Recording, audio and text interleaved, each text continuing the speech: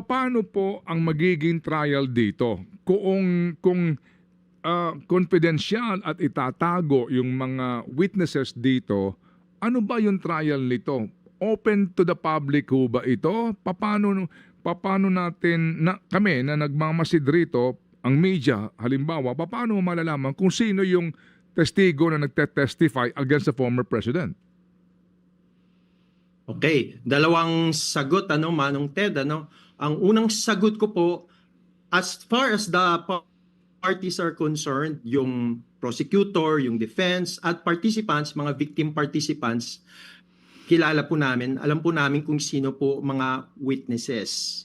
Okay? At yun po ang aming access sa confidential information.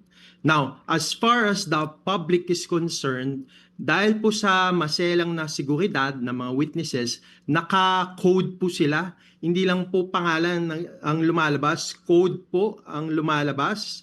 At kaya nga po merong 30-minute delay sa web streaming po ng ICC kasi yung delay po yan para i-redact kung ano man pong mga masiselang detalye po ng witness pong yun.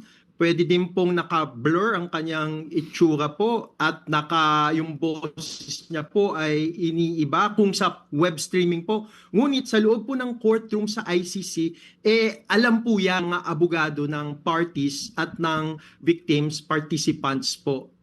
Opo.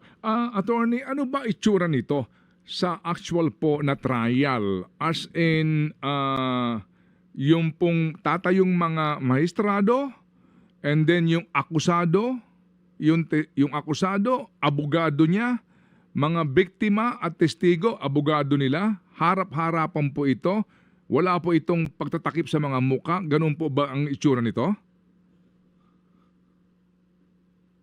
Okay, doon po sa ICC courtroom mismo sa chamber po napansin niyo po naka-separate po siya from the public gallery. Ang public gallery po nasa taas po kasi tumitingin po sila.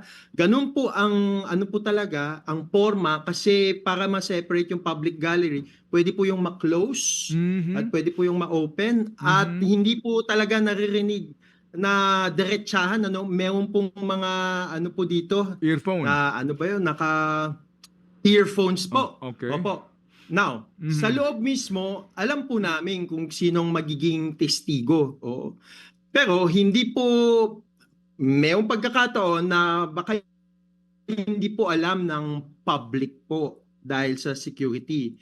Now, just to be clear, kahit po sa loob, ang parties lang pong nandoon ay yung Office of the Prosecutor, ang accused kasi required po siya ngayon umattend si Mr. Duterte dahil trial na po ito, ang kanilang mga abogado at kami po common legal representative for victims.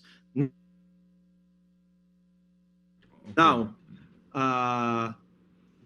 nandun din po yung West kaya makikita po na sa labas po pwedeng dahil sa 30-minute delay, pwede pong i-blur yung itsura po.